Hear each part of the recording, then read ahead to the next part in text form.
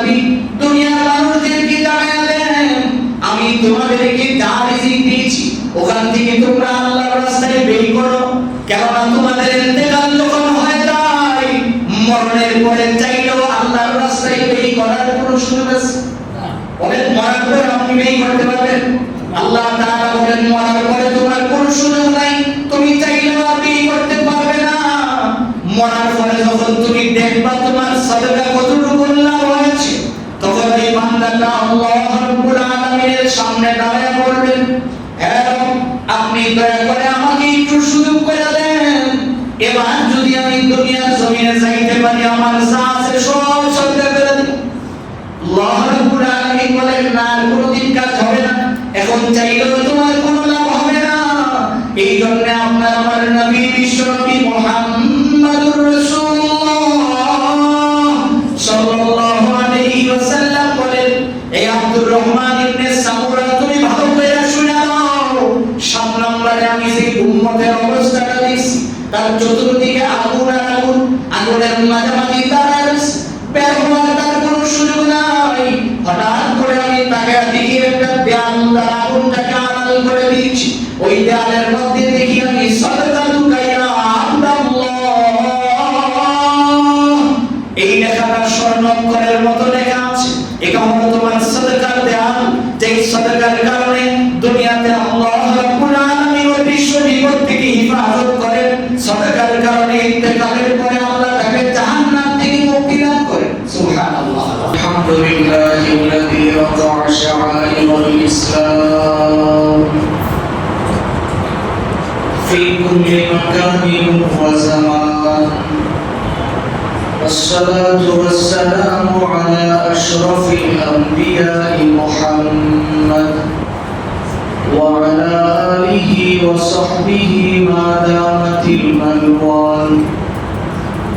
ونشهد أن لا إله إلا الله وحده لا شريك له، ونشهد أن سيدنا وسندنا وحبيبنا وحبيب ربنا ومحبوبنا ومعشوقنا ومولانا محمدا عبده ورسوله صلى الله تعالى عليه وعلى آله وأصحابه وبارك وسلم تسليما كثيرا. أما بعد، فأعوذ بالله من الشيطان الرجيم. بسم الله الرحمن الرحيم. وأنفقوا مما رزقناكم من قبل أن يأتي أحدكم الموت فيقول رب لولا أخرتني إلى أجل قريب فأصدق وأكن من الصالحين. ولن يؤخر الله نفسا إذا جاء أجلها، والله خبير بما تعملون. صدق الله مولانا العظيم، وصدق رسوله النبي الأمي الكريم، ونحن على ذلك من الشاهدين والشاكرين، والحمد لله رب العالمين. اللهم صل على محمد وعلى آل محمد كما صليت على إبراهيم وعلى آل إبراهيم إنك حميد مجيد.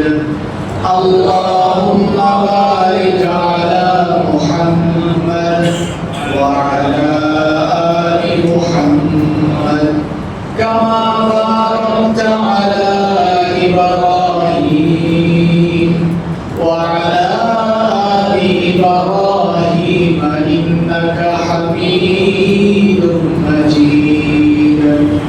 লা ইলাহা ইল্লাল্লাহুল হালিমুল কারীম সুবহানাল্লাহি ওয়া বিহামদিহি সুবহানাল্লাহিল আযীম সুবহানাকা লা ইলমা লানা ইল্লা মা 'allamতানা ইন্নাকা আনতাল আলীমুল হাকীম। نهاية قابل الاحترام উপস্থিত দেশ ও জাতির কর্ণধার হযরত উলামায়ে কেরাম, অত্র এলাকার বিভিন্ন অঞ্চল থেকে আগত ইসলামপ্রিয় মুসলিম ভাইরা, মহান রব্বে কারীমের দরবারে অসংখ্য গণিত শুকর আদায় করছি, যিনি অত্যন্ত দয়া করে মেহেরবানি করে আমাদের হায়াতটাকে দীর্ঘায়িত করেন। সুস্থ শরীরে পবিত্র জুমার দিনে আল্লাহর মসজিদে বসে নামাজের পূর্বে কোরআন ও হাদিসের কিছু কথা শোনার তৌফিক দিয়েছেন, এই জন্য আমরা সকলেই বলছি আলহামদুলিল্লাহ। মুহতারাম ভাই, আমি আপনাদের সামনে পবিত্র কোরআনে কারিমা থেকে সূরা মুনাফিকুনের 10 নম্বর আয়াত থেকে ধারাবাহিক কয়েকটা আয়াত তিলাওয়াত করেছি। আল্লাহ রাব্বুল ইজ্জত ওয়াল জালাল যেন তিলাওয়াতকৃত আয়াত এবং হাদিসের আলোকে আমাকে ইখলাসের সহিত কিছু কথা বলেন এবং আপনাদের সকলকে আমল করার নিয়তে শোনার তৌফিক দান করুন। সকলে বলি আমিন। আমার ভাই, আমার তিলাওয়াতকৃত আয়াতের তাফসীর বোঝার জন্য আমাদের অত্যন্ত সহায়ক হবে আমরা যদি একটা হাদিসের ব্যাখ্যা শুনি। আল্লাহর রাসূল সাল্লাল্লাহু আলাইহি ওয়াসাল্লামের একজন সাহাবী আব্দুর রহমান ইবনে সামুরা রাদিয়াল্লাহু তাআলা থেকে বর্ণিত হাদিস। তিনি বলেন, একদিন সকালবেলা নবীজি আমাকে বলতেছেন, আব্দুর রহমান, আমি একটা স্বপ্ন দেখেছি, আজকে আমার স্বপ্নটা তোমাকে বলি, তুমি শোনাও। সাহাবী বলতেছেন, ইয়া রাসূলুল্লাহ, আপনার স্বপ্ন এটা তো কি? আপনি বলবেন, আমি অবশ্যই শুনব। এত আগ্রহী হয়ে নবীজির কাছাকাছি বসে গেলেন। এবার নবীজি বললেন, দেখো, আমি স্বপ্ন দেখলাম আমি একটা রাস্তা দিয়ে অতিক্রম করতেছি, এমন সময় দেখি যে আমার একজন উম্মতকে আজরাইল ধাওয়া করতেছে, আর সে পিছনে চলে যায়। আমার ধাওয়া করে সে পিছনে চলে যায়। নবীজি আবার বলতেছেন, এই আব্দুর রহমান, শোনো, এই অবস্থাটা দেখে আমার নিজেকে এত অসহায় মনে হয়েছে যে আমি তো এই বিপদের সময় আমার উম্মতের কোনো উপকার আমি করতে পারলাম না, আমি তার কোনো উপকারে আসলাম না, এটা আমাকে খুব ব্যথিত করেছে। এবার নবীজি বলেন, আব্দুর রহমান, শোনো, আমি আরো সামনে বললাম, কিছু দূর যাওয়ার পরে আমি আরেক জায়গায় দেখি আমার আরেকজন উম্মতকে শয়তান খুব বিরক্ত করতেছে, কোন কাজ তাকে করতে দিচ্ছেন না, বিভিন্ন ভাবে তাকে বিরক্ত করতেছে। তখন আমি তার কোনো উপকার করতে পারলাম না, এটাও আমার হৃদয়ে কষ্ট আসছে। 3 নম্বরে বলেন যে আমি আরো কিছু দূর সামনে যাওয়ার পরে দেখতেছি আমার আরেকজন উম্মতকে কবরের ভিতরে যারা আযাব দিবেন ওই ফেরেশতারা তাকে ধরে বই রেখেছে, বলতেছে, খালি আসো কবরে, আসলেই বুঝতে পারবা তোমার কি অবস্থা হয়। এই ভয়ে মাটির মধ্যে সে পড়ে গড়াগড়ি করতেছে, তখনও আমি তাকে কিছু করতে পারি না। এই যে একটা ব্যথা আমার হৃদয়ে।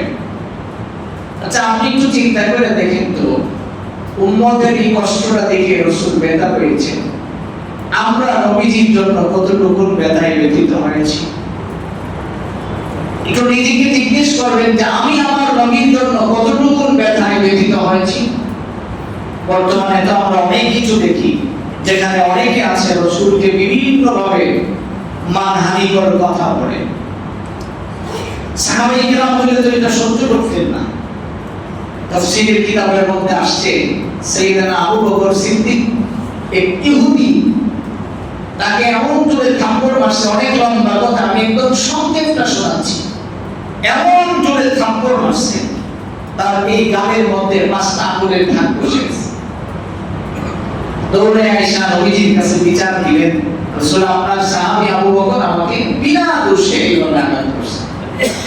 নবীজি বলেন, তুমি মনে হয় ভুল করছো, এটা আবু বকর না ওমর হলে এটা বিশ্বাস করেন।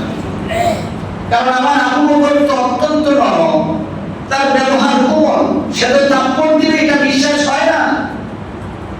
কিছু সময় পরে সাইয়েদনা আবু বকর নবীজির কাছে আসতেন। আসার পরে রাসূল জিজ্ঞাসা, আবু বকর তুমি থাপ্পড় মারছো? এবার আবু বকর বলতেছে, রাসূল আপনি অনুমতি দিলে আমি দ্বিতীয়বার তাকে আরেকটা থাপ্পড় দিতে চাই। এখন নবীজি বলছেন যে হ্যাঁ, থাপ্পড়টা আবু বকর দিয়েছে। জিজ্ঞেস করলো, কেন তুমি তাকে থাপ্পড় দিছো বলো? এবার আবু বকরের চোখ থেকে পানি পড়তেছে, ইয়া রাসূলুল্লাহ আমি যেদিন ইসলাম গ্রহণ করেছি আমাকে এত প্রহার করা হয়েছে, আমার কোনো কষ্ট হয়নি। ইতিহাস তাই প্রমাণ করে সাইয়েদনা আবু বকর এত পরিমাণে তাকে মারধর করছে, তারপরেও সে কাউকে কিছু বলেনি। রাসূল আজকে ইহুদি আপনাকে আর আল্লাহকে নিয়ে আমার সামনে কুৎসা ওঠায়, এটা তো আমি বরদাস্ত করতে পারি না। এটা ছিল একজন মুসলমানের ঈমান। একজন মুসলমানের ঈমান এটাকেই বলে। যেমন দেখেন হযরত ওসমান ইবনে আফফান, আমরা জানি হুদায়বিয়ার সন্ধির সময় নবীজি বললেন, ওমর তুমি যাও। মক্কা থেকে আমরা মদিনা থেকে সাহাবায়ে কেরামের একটা বহর নিয়ে আমরা মক্কায় যাব হজ করতে, কাবার তওয়াফ করতে। ওমর তুমি যাও, বিনা ঘোষণায় তো যাওয়া যায় না, তুমি আর লোকজনকে বলে দিবা যে মুহাম্মদুর রাসূলুল্লাহ সাল্লাল্লাহু আলাইহি ওয়াসাল্লাম সদর করে আসবেন, কাবার তওয়াফ করবেন। ওমর কয়, রাসূল আপনার নির্দেশ বলে আমার কোনো প্রশ্ন নাই, যদি অনুমতি হয় আমি একটা কথা জিজ্ঞেস করতাম। নবীজি বলেন, কি কথা বলো? রাসূল আমার মনে হয় যে আমাকে না পাঠাইয়া এই জায়গায় যদি হযরত ওসমানকে পাঠান ভালো হবে, কারণ আমি গরম মানুষ, কেউ কিছু বলে আর মক্কা যাওয়ার লাগতো না, রাস্তায় কারবার শেষ হয়ে যেত। কাজে এই জায়গায় যদি ওসমানকে পাঠানো হয়, গরম মানুষ, তাদের সাথে একটা চুক্তি করে সে আসতে পারবে। তাফসীরের কিতাবের মধ্যে লেখা হয় ওসমান গনিকে পাঠানো হয়েছে। পাঠানোর পরে ওসমান গেছে আবু জাহেলের কাছে। আবু জাহেল খুব খাতির যত্ন করে বসানোর এক পর্যায়ে হযরত ওসমান ইবনে আফফান বলতেছেন, আমরা যারা মক্কা থেকে হিজরত করে মদিনায় গেছি, ওখান থেকে আমরা আসতে চাই, কাবা তওয়াফ করব। আবু জাহেল কই, কোনো অসুবিধা নেই, সবাই আসতে পারবেন, সবার জন্য উন্মুক্ত, কেবল একজন পারবে না। ওসমান ইবনে আফফান বলেন, আমি মনে মনে ভাবতেছিলাম হয়তো এই কথা বলবে ওমরকে আইনেন না, কারণ ওমর গরম মানুষ। আমি চিন্তা করছি, হঠাৎ করে আমাকে বলতেছে যে মুহাম্মদ ছাড়া সবাই আসতে পারবে, কাউকে কোনো বাধা দেওয়া হবে না। তাফসীরের কিতাবের মধ্যে লেখা হয় ওসমান ইবনে আফফান যেখানে বসা ছিল তার সামনে তাফসীরে দুইটা বর্ণনা পাওয়া যায়, একটা হলো একটা টেবিল ছিল, আরেক বর্ণনায় একটা পাথর ছিল। ওসমান কেমন করে থাপ্পড় মারছে, তাফসীরের কিতাবে আসছে পাথরটা ভাঙা ধুলার মতো উড়ে গেছে। এই জীবনে একবার শুধু ওসমান গরম হয়েছে। আচ্ছা আপনি বলুন তো, যে ঈমানের বেলায় কেউ নরম এই কথাটা প্রকাশ করলে বোঝা যাবে তার ঈমানের সমস্যা আছে। ঈমানের বেলায় কোনো নরম না। যেখানে আমার আকীদাগত প্রশ্ন হবে, ওখানে আমাকে বুঝাতে হবে যে আমি একজন মুসলমান, আমার হৃদয়ে ঈমানকে লালন করি। এটা হলো মুসলিমের কাজ। এবার আব্দুর রহমান ইবনে সামুরা বলেন, রাসূল আমাকে 3 নম্বরে বললেন আমার উম্মতকে এইভাবে কষ্ট দিতেছে ইবলিস, আমি তাকে ওখান থেকে কিছুই করতে পারলাম না, এটা আমার কাছে খুব খারাপ লাগছে। 4 নম্বরে বলেন, আয় ওসমান আব্দুর রহমান ইবনে সামুরা তুমি শোনো, আমি স্বপ্ন দেখতেছিলাম কিছু দূর যাওয়ার পরে আমার একজন উম্মত পিপাসার্ত, পানি পানি হয়ে চিৎকার করছে। আশপাশে অনেকের কাছে পানি আছে, কিন্তু তাকে তো পানি দেওয়া হচ্ছে না। তখন আমার মনে খুব কষ্ট লাগলো যে আমি তো তাকে কিছুই করতে পারলাম না, কারণ আমি তো এটা স্বপ্ন দেখতেছি।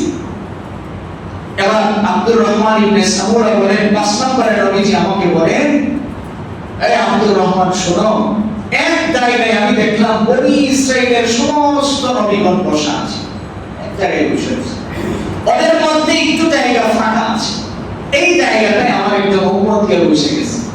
আর উম্মত বসার পরে তারা ওকে লাঞ্ছিত করে ওখান থেকে উঠে গেছে, যেটা নবীদের মজলিস, তুমি কেন এখানে বসছো? এটা দেখে আমার হৃদয়ে খুব বেশি কষ্ট হয়েছে। এবার নবীজি বলতেছেন আব্দুর রহমান ইবনে সামুরা তুমি শোনো 6 নম্বরে আমি দেখলাম আমার একটা উম্মত টোটালি অন্ধকার, চতুর্দিকে অন্ধকারের ভিতরে দাঁড়িয়ে আছে। এই অন্ধকারের কারণে সে কোনো আলো খুঁজে পাচ্ছে না। অনেক সময় দেখবেন আমরা বাড়িতে যদি বসে থাকি, ইলেকট্রিসিটি যদি চলে যায় তখন জায়গায় দাঁড়ায় থাকতে হয়, সিঁড়িতে থাকলে সিঁড়িতে নড়ার মতো কোনো সুযোগ থাকে না। নবীজি বলেন আব্দুর রহমান ইবনে সামুরা তুমি শোনো এমন অন্ধকার আচ্ছন্ন সে একটা কদম সামনে যাওয়ার মতো তার কোনো সুযোগ নেই। 7 নম্বরে আমি দেখলাম আমার একজন উম্মত এমন পরিস্থিতিতে দাঁড়িয়ে আছে তার চতুর্দিকে আগুন আর আগুন, বের হতে পারতেছে না।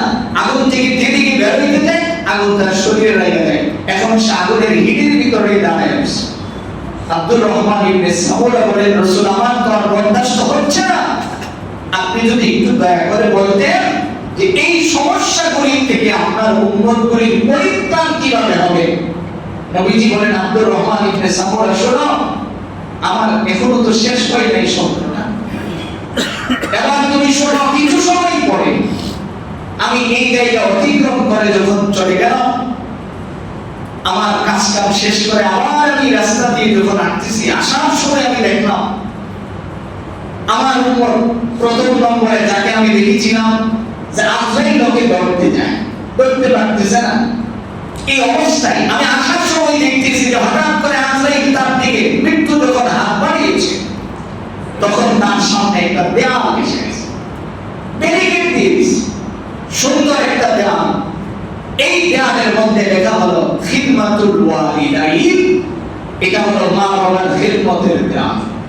এই জন্য আব্দুর রহমান ইবনে সামুরা বলেন পৃথিবীর মানুষ শোনো নবীজির এই স্বপ্ন প্রমাণ করে দিয়েছে যারা মা বাবার খিদমত করে আল্লাহ রাব্বুল আলামিন তাদের হায়াত বৃদ্ধি করে দেন। সুবহানাল্লাহ।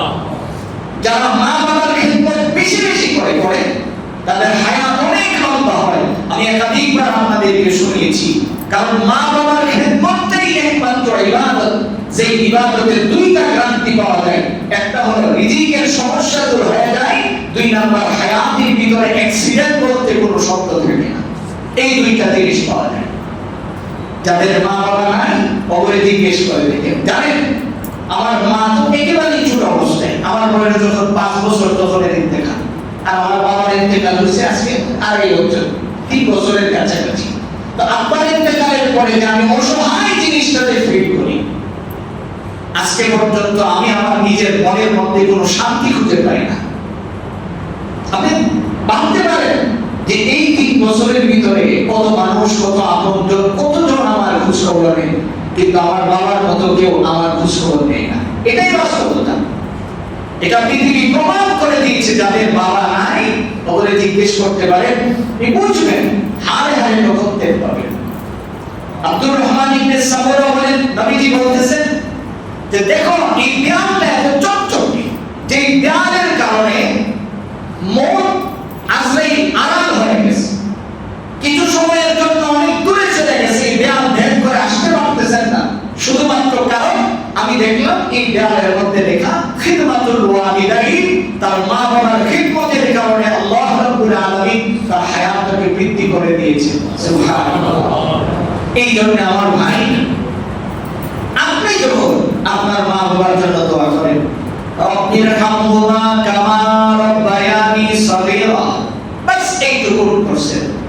আল্লাহর রাসূল বলেন দুনিয়ার জমিনে যতগুলি পাহাড় আছে, দুনিয়ার জমিনে যতগুলি পাহাড় আছে, সমস্ত পাহাড়গুলি আল্লাহর রাস্তায় সদকা করে দিলে যে সওয়াব হয়, এই পরিমাণের সওয়াব আল্লাহ তাআলা আপনার মা বাবার উপরে পৌঁছায় দেন। সুবহানাল্লাহ।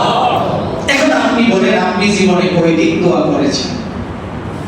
এবার এই আমলগুলি যখন আপনার মা বাবার কবরে পৌঁছায়, মা বাবা তখন জিজ্ঞেস করে আল্লাহ এত ইবাদত তো আমি করি না, হঠাৎ করে আমার কবরে এত আলো যে আপনি পৌঁছে দিলেন, কেন পৌঁছে দিলেন?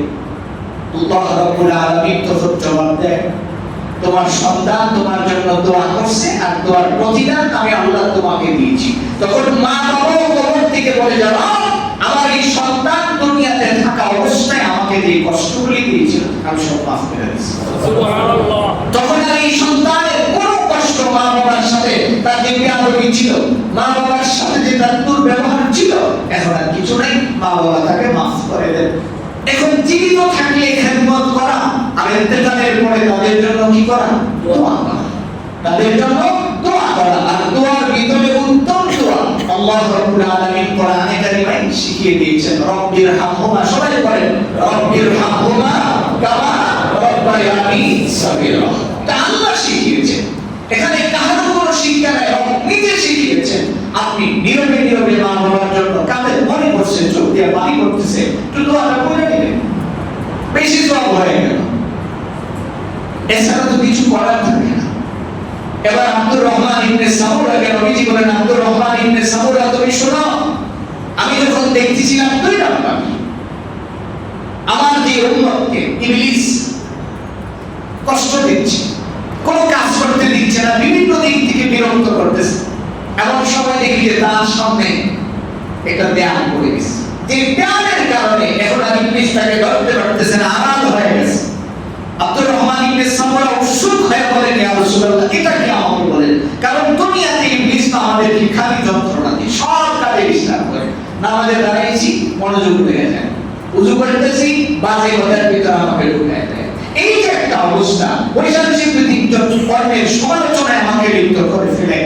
এমন সময় নবীজি বলেন, আমি দেখতেছি যে এটা আমরা পড়ছে, এই দেয়ালটার মধ্যে লেখা আছে জিকিরকারী। এই দেয়ালের মধ্যে আমি দেখতেছি হাযা যিকরুল্লাহ, এই একজন জিকিরকারী ব্যক্তি। তার এই জিকিরের দেয়ালটা যখন পড়ে গেছে, এখন আর ইবলিস তাকে কোনো প্রকারের ওয়াসওয়াসা দিতে পারে না।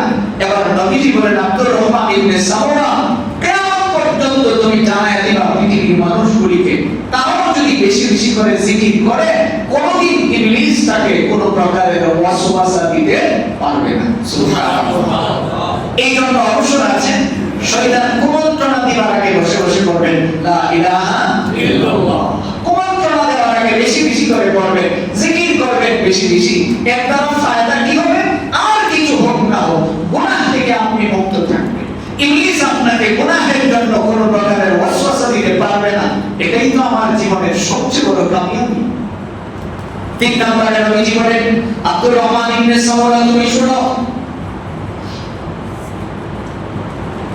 আমি যখন দেখতেছিলাম আমার যে উম্মতকে আযাবের ফেরেশতারা খালি ডাকতেছে, আসো, খালি কবরে আসো, আসার পরে তুমি বুঝতে পারবা তোমার অবস্থাটা কি হবে। আব্দুর রহমান ইবনে সামুরাকে নবীজি বলতেছেন, তুমি শোনো, আমি দেখতেছি হঠাৎ করে তার সামনে পাঁচটা দেওয়াল রেডি হয়ে গেছে, 5 স্তরে। এই দেওয়াল ভেদ করে কবরের আযাব তাকে ধরতে পারবে না। তা আমি দেখতেছি দেওয়ালগুলি প্রত্যেকটার উপরে লেখা আসসালাত, আসসালাত, নামাজ, নামাজ। প্রত্যেকটা দেওয়ালের মধ্যে আমি দেখতেছি শুধু নামাজ, নামাজ লেখা।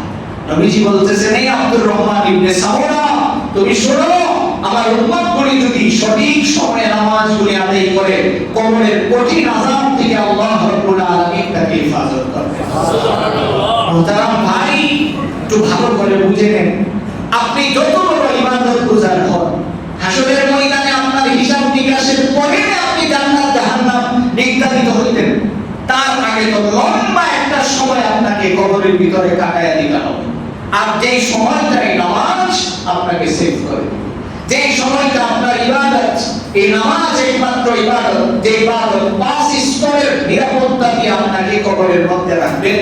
এই ব্যাপারে যদি আমি কথা বলতে চাই, আমি আপনাদেরকে আমার আয়াতের পুরো কথাটা বোঝাতে পারবো না, যে 5 স্তরের নিরাপত্তা যদি আপনার কবরে চান, আপনার নামাজ যেন কোনো প্রকারের সুবিধা না থাকে।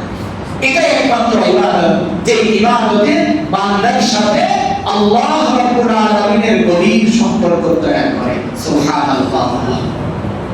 হাদিসের মধ্যে তো আসছে, বান্দা যখন নামাজে দাঁড়ায় যায়, তখন কিন্তু এই বান্দা সরাসরি আল্লাহর জিম্মায় চলে যায়। সুবহানাল্লাহ।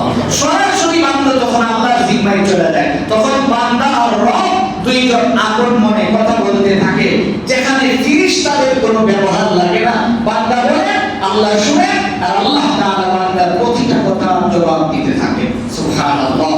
4 নম্বর আব্দুর রহমান ইবনে সামুরা বলেন, আমি যখন দেখলাম পানির পিপাসায় রাসূল বলতেছেন, যেই সাহাবী আমার যে উম্মতটা কাঁদছে, আমি তাকে কোনো উপকার করতে পারতেছি না। আসার সময় আমি দেখলাম এই পিপাসার্ত লোকটার সামনে এমন একটা ব্যায়াম দাঁড়িয়ে গেছে যে ব্যায়ামের কারণে এখন আর তার পিপাসা লাগে না, অপর প্রান্তে তার আরামই আছে। ওখানে যাওয়ার পরে আমি দেখি যে এত আরাম কেন আসছে। আব্দুর রহমান ইবনে সামুরাকে রাসূল বলেন যে এই ব্যায়ামটার মধ্যে দেখা হলো এই রোজাদার, এই লোকটা যে রোজা রাখছে তার রোজার কারণে আল্লাহ রাব্বুল আলামিন এমন করে দিয়েছেন হাসরের দিন আমার হাত থেকে হাউজে কাউসার পান করাবেন, কিয়ামত পর্যন্ত এই উম্মতের আর পানির পিপাসা কোনোদিন হবে না। এখন বলেন রোজার দ্বারা লাভ হয় না লস হয়? সপ্তাহে সুন্নতি 2টা রোজা আছে, বৃহস্পতিবার সোমবার। এই 2 দিন যদি কেউ রোজা রাখে, এটা নবীজির সুন্নাহ হিসেবে আপনি যখন রোজাগুলি রাখবেন ডাক্তারদেরকে জিজ্ঞেস করবেন কি পরিমাণের লাভ হয়, কি পরিমাণের লাভ হয় রোজা রাখলে। আর আমরা তো ফরজ রোজা সুন্নত তো অনেক হয়, ভালো করে বুঝে নিন। আব্দুর রহমান ইবনে সামুরাকে রাসূল বলতেছে, আব্দুর রহমান শোনো, আমি যখন দেখলাম এই পিপাসার্ত লোকের যারা দুনিয়ার জমিনে রোজা রাখবে, নবীজি বলেন হাসরের দিন তাদের কোনো পিপাসা লাগবে না। সুবহানাল্লাহ, পিপাসার্ত হবেন না কোনদিন। আল্লাহ রাব্বুল আলামিন তাদের ভিতরটাকে শুকিয়ে দিবে না যদি তারা দুনিয়ার জমিনে রোজা রাখে। এবার শুনেন 5 নাম্বার, নবীজি বলেন আব্দুর রহমান ইবনে সামুরা তুমি ভালো করে শুনো, আমি যে দেখলাম বনি ইসরাইলের নবীদের মধ্যে ফাঁকা জায়গাটায় আমার উম্মত বসার কারণে যে উঠে আসছে, আল্লাহ রাব্বুল আলামিন তাকে ওখান থেকে কি পরিমাণের সম্মান দিয়েছেন। আমি আয়েশা দেখি তার পাশে একটা দেয়া, এই সাইনবোর্ডটার মধ্যে লেখা হলো এই লোকটা ছিল পবিত্র মানুষ, যে পবিত্রতার কারণে আল্লাহ রাব্বুল আলামিন হাসরের দিন নবীগণ, সিদ্দিকগণ, শহীদগণের সাথে তাকে বসার সুযোগ করে দিবেন। সুবহানাল্লাহ। এবার আসল পবিত্রতা কাকে বলে?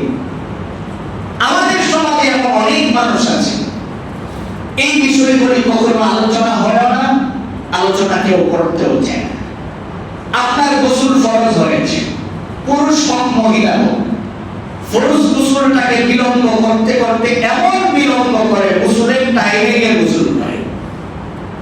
এবার আপনি আপনার নিজেকে জিজ্ঞেস করেন, যখনই গোসল ফরজ হয় সঙ্গে সঙ্গে কেউ যদি পবিত্র হয়ে যায় হাসরের দিন আল্লাহ রাব্বুল আলামিনের নবী বলেন তা হলো হাসরের দিন নবীগণ, সিদ্দিকগণ, শহীদগণের সাথে বসার সুযোগ আল্লাহ করে দিবেন। সুবহানাল্লাহ। এখন আমরা যারা রাতে গোসল ফরজ হয়েছে গোসল করলাম দুপুরবেলা, বলবো কোন জায়গায়? শুধু এতটুকু আপনি বুঝেন, আপনি যতটুকু সময় মাটির উপরে কদম রাখেন হাঁটতেছেন, এই বাড়ি করাগুলি আপনার জন্য বদদুয়া করে। আপনি নাপাক অবস্থায় হাঁটতেছেন, বাড়ি করাগুলি পর্যন্ত আপনার জন্য বদদুয়া করে। এই জন্য আপনি নিজেও এই তাহারাতের মাসআলাগুলি নিজের সন্তানকে শিখাবেন, স্ত্রীকে শিখাবেন।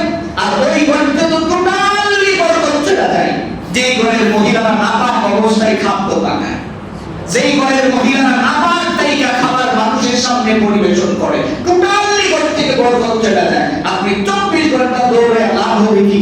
জাকাত কাইটা দিছেন, আপনি 24 ঘন্টা দৌড়াবেন, রিজিকের পেরেশানি দূর হবে না, কারণ এই ঘর থেকে তো বরকত টোটালি চলে গেছে। হাদিস শরীফের মধ্যে আসছে কেউ যদি পবিত্র অবস্থায় ঘুমায় আছে, মাত্র ওযু করে সে ঘুমাইছে, আচ্ছা বলুন তো ঘুমাইলে ওযু থাকে? বলেন ঘুমাইলে ওযু থাকে? কোন সন্দেহ আছে? ঘুমাইলে টোটালি শুয়ে যদি আপনি ঘুমান, কতটা হেলান দিয়ে ঘুমান, যে মসজিদে আইছি শরীরে তো ভালোই হয়ে পড়িস না, তো ধাক্কা দিয়ে ঘুমায় না, হুজুর তো ওয়াজ সব সময় করবে। তো এইভাবে যদি আপনি ঘুমান আপনার কিন্তু ওযু শেষ। আর শুয়ে ঘুমাইলে তো আরামই ওযু শেষ। অথচ নবীজি বলেন কেউ যদি তাহারাত অবস্থায়, পবিত্র অবস্থায় শুয়ে যায়, ঘুমানোর সময় আল্লাহ রাব্বুল আলামিন তার মাথার পাশে একজন ফেরেশতা দাঁড় করায় দেয়। সুবহানাল্লাহ। আর এই ফেরেশতার কাজ হলো দাঁড়ায় দাঁড়ায় তাকে পাহারাদারি করা আর তার চেহারার দিকে তাকায় তাকে মাগফিরাতের দোয়া করা।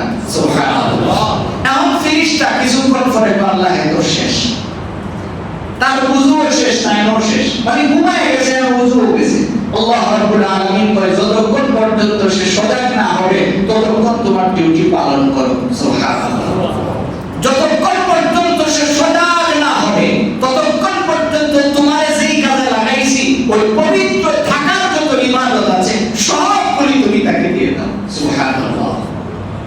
রাব্বুল আলামিন কত দয়া করছেন। এই জন্য আমার ভাই আপনাদেরকে ভালো করে বলি বুঝেন, এই তাহারা এটা অনেক গুরুত্বপূর্ণ জিনিস। আপনি যখনই নামাজ পড়েন তখনই আগে পবিত্র হয়ে যাবেন। ইতিহাস নামাজ করে দেখেন, এরকম নামাজ তো না, নবীজি ইস্তেঞ্জা করে শুধু বের হয়েছেন। আনাস ইবনে মালিক থেকে বর্ণিত হাদিস বলেন যে ইস্তেঞ্জা করে রাসূল বের হয়েছেন। আমি দেখতেছি যে আমার কাছে আমি ওযুর পানি নিয়ে রেডি হয়ে আছি, ওখানে রাসূল খুঁজতেছেন কি করে তায়াম্মুম করা যায়। আমি নবীজিকে ডাক দিয়ে বললাম, ইয়া রাসূলুল্লাহ 10 কদম আসলে আপনি আমাকে পাবেন, আমি 10 কদম পরে আইসা আপনি আমাকে পাবেন, এখানে আপনি ওযু করতে পারবেন, শিওর আমার কাছে পানি আছে, কিন্তু আপনি ওখানে কেন মাটি খুঁজলেন তায়াম্মুম করার জন্য? নবীজি স্পষ্ট জবাব দিলেন, এই আনাস ইবনে মালিক শোনো, আমি তোমার কাছে আসতে পারবো কিনা এই সিওরিটি তো আমার কাছে নাই। উত্তর সাহেবের ভাইরা, এখন আপনি আপনাকে জিজ্ঞেস করেন, কে আপনাকে বলছে যে আপনি যে নামাজ অবস্থায় ঘুম থেকে উঠে বাজারে গেলেন, ওখান থেকে আয়েশা অফিসে যাওয়ার আগে আপনি গোসল করতে পারবেন, এই সুযোগটা কে আপনারে বলে দিয়েছে? আর যে আপনি কদম দিয়ে দিয়ে গেলেন মাটিতে আপনাকে বলতে হবে। যদি কোনো মহিলা এমন হয় নামাজ থাকে, তাহলে ঘর থেকে যে বরকত চলে গেল, সারা জীবন বরকতের দোয়া করলে কি লাগবে? আর বৈশাখ মাসে আর ফান্তার ইলিশ খাইলেই লাগলো কি? কারণ আপনি তো জাকাত থেকে নষ্ট করে ফেলছেন। এই জন্য এই মাসআলাগুলি জানা ফরজ। এই জন্য আল্লাহ তাআলা রাসূল বলেছেন যে ততটুকু পরিমাণ দিন শিখা ফরজ যতটুকু পরিমাণ তার চলতে লাগে। আজকের পরে আপনি আপনার স্ত্রী আপনার সন্তান যারা আছে সকলকে এই কথাটা বোঝাতে হবে যে আমার করে কেউ যেন নাপাক না থাকে, নাপাক অবস্থায় যেন কেউ কোনো কাজ না করে। এটা আমার দায়িত্ব। আমি আমার স্ত্রী আমার সন্তানগুলিকে বোঝানো, তাহারা শিখাবো, পবিত্রতা অর্জন করা শিখাবো। এবার আব্দুর রহমান ইবনে সামুরা বলেন, রাসূল আপনি যে দেখলেন যে অন্ধকারের ভিতরে যে লোকটা দাঁড়িয়ে আছে ওখান থেকে তার বের হওয়ার কোনো সুযোগ নেই। এবার সে বলতেছেন, আব্দুর রহমান ইবনে সামুরা বলেন, রাসূল আমাকে বলতেছেন, শুনো আমি দেখতেছি অন্ধকারের ভিতরে হঠাৎ করে তার সামনে একটা আলো জ্বলছে, জল মানে আলো চলে আসছে, এই আলোটা একটা দেওয়াল থেকে লাইটিং হচ্ছে। আমি জিজ্ঞেস করলাম, আব্দুর রহমান ইবনে সামুরা বলতেছেন, আমি জিজ্ঞেস করলাম, ইয়া রাসূলুল্লাহ এটা কেমন দেওয়াল, যেই দেওয়াল থেকে আলো বের হয়? নবীজি বললেন, এটা হলো হজ এবং উমরার দেওয়াল। যারা হজ এবং উমরা করবে কিয়ামতের দিন তারা কোনোদিন অন্ধকারাচ্ছন্ন হবেন না। সুবহানাল্লাহ। আরেক বর্ণনায় আসছে, দুনিয়ার জমিনে আল্লাহ রাব্বুল আলামিন তাদেরকে অন্ধকার করে দিবেন না। দুনিয়াতে আল্লাহ তাআলা হজ উমরার দ্বারা এমন হয়, আল্লাহ রাব্বুল আলামিন তার রিজিকের মধ্যে বারাকা দিয়ে দেন এত পরিমাণে আপনি ধারণাও করতে পারবেন না। নবীজি স্পষ্ট হাদিসের মধ্যে বলেছেন, যারা আমার রওজা এবং আল্লাহর ঘর জিয়ারত করে তারা দুনিয়ার জমিনে কোনোদিন রিজিকের অভাব অনটনে পড়ে না। তাহলে আপনি চিন্তা করে দেখেন কি পরিমাণের লাভবান। 7 নম্বরে আব্দুর রহমান ইবনে সামুরা বলেন, আমি দেখতেছি ইয়া রাসূলুল্লাহ, যে রাসূল বলতেছেন, আব্দুর রহমান আমি দেখতেছি আমার চতুর্দিকে যে উম্মতের আগুন আর আগুন সেখান থেকে বের হতে পারতেছে না। টোটালি আগুনের ভিতরে বেষ্টনী দেওয়া আছে, ওখান থেকে তার বের হওয়ার কোনো সুযোগ নেই। এমন অবস্থাতেই আমি তো তাকে কিছু করতে পারলাম না। এটার কারণ কি? এবার রাসূল বলেন, কিছু সময় পরে আমি দেখলাম তার সামনে ছোট্ট একটা দেয়াল, এই দেয়ালের মধ্যে লেখা আছে সাদাকাতুকা ইয়া আব্দুল্লাহ। এটা হলো তার সাদাকার দেয়াল। যেই দেয়াল আসার কারণে আগুন নিভা গেছে আর সে ওখান থেকে বের হয়ে গেছে। সুবহানাল্লাহ। এই কথাটা আমার তিলাওয়াতকৃত আয়াতে আল্লাহ তাআলা বলেন, ওয়ানফিকু মিম্মা রাযাকনাকুম মিন ক্বাবলি আন ইয়াতিয়া আহাদাকুমুল মাউত ফায়াকুল রাব্বি লাউলা আখখারতানি ইলা আজালিন করিব ফাআসাদ্দাক ওয়া আকুম মিনাস সালিহিন ওয়া লা ইউআখিরাল্লাহু নাফসান ইযা জাআ আজালুহা ওয়াল্লাহু খাবীরুম বিমা তা'মালুন।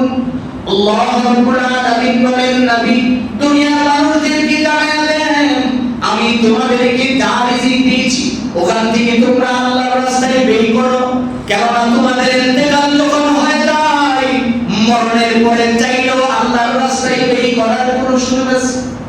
বলেন মরার পরে আপনি ব্যয় করতে পারবেন? আল্লাহ তাআলা বলেন মরার পরে তোমার কোনো সুযোগ নাই, তুমি চাইলেও ব্যয় করতে পারবে না। মরার পরে যখন তুমি দেখবা তোমার সাদকা কতটুকু লাভ হয়েছে, তখন এই বান্দাটা আল্লাহ রাব্বুল আলামিনের সামনে দাঁড়িয়ে বলবেন, হে রব, আপনি দয়া করে আমাকে একটু সুযোগ করে দেন, এবার যদি আমি দুনিয়ার জমিনে যাইতে পারি আমার যা আছে সব সদকা করে দিন। আল্লাহ রাব্বুল আলামিন বলেন না, কোনোদিন কাজ হবে না, এখন চাইলেও তোমার কোনো লাভ হবে না। এই জন্য আপনার আমার নবী বিশ্বনবী মুহাম্মদুর রাসূলুল্লাহ সাল্লাল্লাহু আলাইহি ওয়াসাল্লাম বলেন, এই আব্দুর রহমান ইবনে সামুরা তুমি ভালো করে শুনে নাও, 7 নম্বরে আমি যে উম্মতের অবস্থাটা দেখছি তার চতুর্দিকে আগুন আর আগুন, আগুনের মাঝামাঝি তারা বের হওয়ার তার কোনো সুযোগ নাই। হঠাৎ করে আমি তাকে দেখি একটা দেয়াল তার আগুনটাকে আড়াল করে দিয়েছি, ওই দেয়ালের মধ্যে দেখি আমি সাদকা লুকাইয়া আল্লাহ, এই লেখাটা স্বর্ণাক্ষরের মতো লেখা আছে, এটা হলো তোমার সাদকার দেয়াল, যেই সাদকার কারণে দুনিয়াতে আল্লাহ রাব্বুল আলামিন ওই বিশ্ব বিপদ থেকে হিফাজত করেন, সাদকার কারণে ইন্তেকালের পরে আল্লাহ তাকে জাহান্নাম থেকে মুক্তি দান করেন। সুবহানাল্লাহ। এই জন্য আমার ভাই সাদকা এমন জিনিস, এই সাদকাটা এমন একটা কাজ করে, এটা হলো পরকালে আপনাকে আগুন থেকে দূরে সরায়, দুনিয়াতে বিপদ আপদ মুসিবত থেকে হিফাজত করে। আল্লাহ রাব্বুল আলামিন আমার তিলাওয়াতকৃত এই আয়াতে এই কথাটাই বলেন যে আমি তোমাকে যা দিয়েছি ওখান থেকে তুমি আল্লাহর রাস্তায় খরচ করো, কেননা মরণের পরে তুমি চাইলেও আল্লাহর রাস্তায় খরচ করার সুযোগ তোমার থাকবে না। আল্লাহ তাআলা বলেন এখন মরণের পরে সে যখন দেখবে যে এই সদকার দ্বারা তার কি লাভ হচ্ছে, এখন সে বলবে, ইয়া আল্লাহ, আপনি আমাকে একটু সুযোগ করে দেন, একটু সুযোগ দেন, খালি দুনিয়া যদি যাইতে পারি পুরা বাড়িটা মসজিদে দিলাম, খালি যদি দুনিয়া যাইতে পারি আমার স্থাবর স্থাবর যত সম্পত্তি পড়ে আছে সবগুলি আমি দিয়ে দিব। আল্লাহ রাব্বুল আলামিন বলেন এখন যদি তুমি চেষ্টা করো আর কাজ হবে না, তোমার যে নির্ধারিত সময়টা ছিল এটা শেষ হয়ে গেছে,